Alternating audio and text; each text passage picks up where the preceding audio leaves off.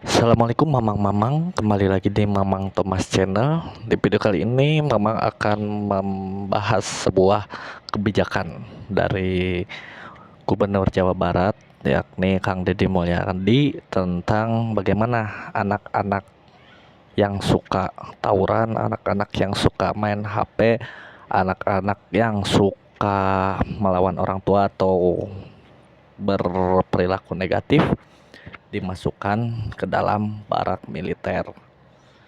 Nah, Mamang akan bahas kenapa sih kebijakan ini menjadi pro kontra di kalangan elit ya. Oke, mari kita mulai videonya. Simak terus sampai tuntas.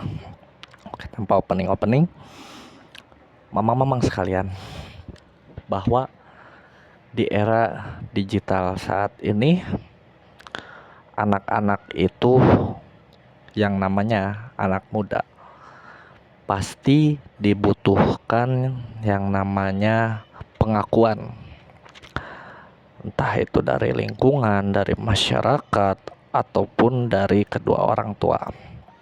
Nah, di dalam pengakuan itu mamang-mamang mencari yang namanya perhatian. Apabila di keluarga mendapatkan perhatian yang penuh, entah itu pola makan, pola didik, pola asuh, ataupun pola tidurnya diperhatikan, maka si anak itu rata-rata cenderung akan menjadi anak yang berperilaku baik karena mendapat perhatian dari kedua orang tuanya. Tapi apabila si anak tidak mendapatkan perhatian, mau pulang jam berapapun dicuekin, mau main apapun dicuekin dari orang tuanya, maka anak akan mencari perhatian di luar ya, mamang-mamang. Itu rata-rata seperti itu. Dan mencari perhatian di luarnya itu bisa positif dan juga bisa negatif. Apa positif? Contoh, melalui eskul yang ada di sekolah, eskul pramuka, eskul paskibra, eskul apapun itu ya, pencak silat. Dan dia akan fokus di dalam eskul itu ya, bahkan bisa menjadi ketua atau wakil ketua dari eskul itu karena di rumah tidak dapat perhatian. Tapi bisa jadi dalam kegiatan negatif, contoh gabung ke dalam geng-geng motor, gabung ke dalam geng-geng tawuran. Nah, itu yang ditakutkan oleh masyarakat karena banyak dari geng motor itu anak muda yang kita tidak tahu apa-apa, tiba-tiba main sabet-sabet aja gitu ya. Nah, jadi penting bagi kita sebagai orang tua untuk memperhatikan anak. Tapi ada juga bahayanya anak jika sering di rumah ya, atau bermain HP seperti itu, karena bermain Mobile Legend. Karena apa? Atau game PUBG atau yang lainnya.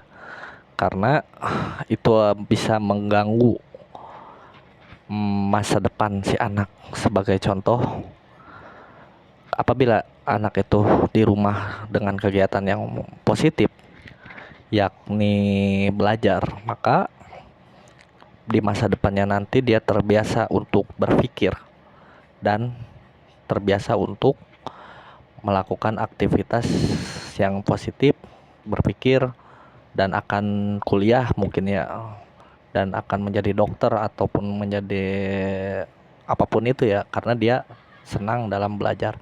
Tapi kalau negatif, main Mobile Legend, maka tidak produktif ya, maka setelah lulusnya nanti dia pun menjadi tidak produktif, malah ingin main Mobile Legend terus karena mempunyai waktu yang sangat luang ya setelah lulus. Maka dari itu Kang Deddy Mulyadi sebagai Gubernur Jawa Barat memperhatikan hal detail itu dengan memasukkan ke dalam barak militer. Nah, apa pro kontranya?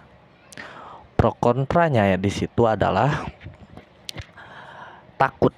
Banyak yang ditakutkan bahwa dimasukkan ke dalam barak militer itu malah si anak makin petangtang petenteng ya, makin bangga karena dia telah masuk barak militer.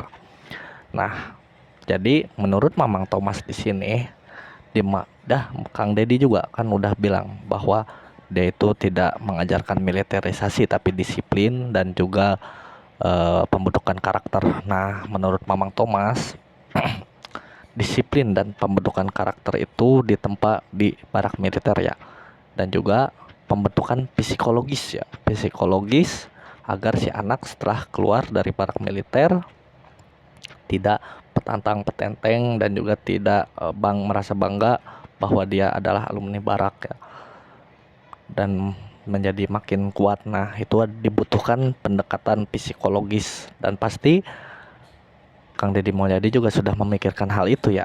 Pasti juga Mamang juga tidak tahu ya, apakah di barak militer itu ada pendekatan psikologis atau tidak.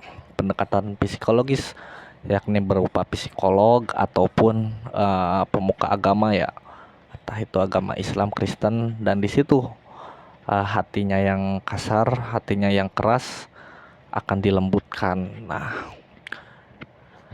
di situ program yang menurut Mamang akan bisa dilihat setelah para alumni dari barak itu keluar, apakah petantang petenteng atau tidak. Karena kalau ingin si anak itu tidak merasa bangga bahwa dirinya alumni barak atau tidak petantang petenteng, tidak merubah karakternya, maka kita lihat pembelajaran psikologis dan pembelajaran agamanya di barak itu. Nah, Mamang, apakah bagus ya memasukkan siswa yang nakal ke barak militer? Menurut Mamang ya bagus. Bagaimana tidak bagus? Karena masyarakat itu resah akan ada, misal kita lagi belanja atau kita lagi makan di luar, tiba-tiba ada yang bawa parang atau tiba-tiba ada yang bawa samurai, gimana tidak resah. Nah, kalau pihak orang tua sudah tidak sanggup untuk merubah anak itu, maka pihak pemerintah lah yang bertanggung jawab untuk mendisiplinkan anak itu. Dan juga di sini Mamang berharap agar program barak itu ya tidak hanya mencangkup ke siswa-siswa yang nakal, tapi juga ke premanisme, ke masyarakat ya, ke kejahatan-kejahatan yang tidak, misalnya kejahatan maling ayam, maling sendal yang kayak gitu ya, atau klepto lah kalau bahasa psikologinya ya. Orang yang klepto dimasukkan ke barak, orang yang banyaklah yang berdampak negatif kepada masyarakat dimasukin ke barak. Nah, dan juga itu ya kebijakan Kang Deddy yang menurut Mamang ada gebrakan karena Mamang tidak kepikiran ya bahwa orang yang suka tawuran dimasukin ke barak militer. Nah, terus Mamang kasih saran buat Kang Deddy Mulyadi. Apabila saran Mamang diterima ya alhamdulillah, kalau tidak juga tidak apa-apa. Karena siapa sih Mamang, cuma rakyat biasa. Kasih saran kepada pemerintah tentang angkatan baru, karena anak-anak kan baru lulus ya, banyak pengangguran lagi gitu ya, dan sulitnya cari pekerjaan yang Mamang rasakan. Karena Mamang mau udah bekerja alhamdulillah, tapi banyak beda zaman dulu dan zaman sekarang itu beda. 2020 Mamang cari kerja, 2019 dan zaman sekarang berbeda. Loker itu nggak tahu di mana sekarang, pihak online ya, dan juga penyerapan tenaga kerjanya aduh. Tapi gini ya, Mamang itu sebenarnya harus seimbang antara industrial dan juga penyerapan tenaga kerja yang UMKM ya. UMKM karena apa? Di UMKM itu menyerap tenaga kerja yang tidak ada batasan umur, tidak ada batasan SKCK yang kayak gitu ya, atau tidak ada syarat-syarat yang ribet, aja cukup kita kenal, kita percaya kepada orang tersebut, maka udah jadi pekerja. Itu adalah yang menurut Mamang tahu UMKM. UMKM di bidang kuliner, di bidang teknologi atau di bidang apapun, Mamang sangat ingin ya dibantu, karena UMKM itu bisa menyerap tenaga kerja yang selain lulusan baru, lulusan yang lama-lama juga bisa terserap, yang udah ibu-ibu juga, yang udah bapak-bapak juga bisa terserap dengan berkembangnya UMKM. Nah, segitu saja ya saran dari Mamang Thomas. Semoga bermanfaat. Assalamualaikum warahmatullahi wabarakatuh.